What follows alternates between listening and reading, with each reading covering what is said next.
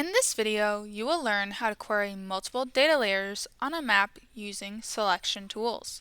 The query tools allow you to learn more about specific areas in your field by selecting the areas and viewing data about only those points in a report format. To begin, open SMS.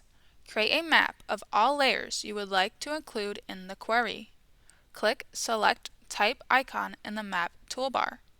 Choose one of the select type options of your choosing.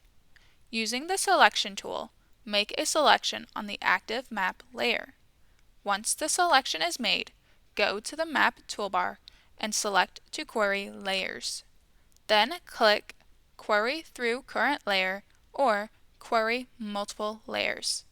A numbered query result will now be displayed at the bottom of the map window, displaying the average, total, minimum, and maximum values of the attribute you are viewing in the map, and the area of the selected points.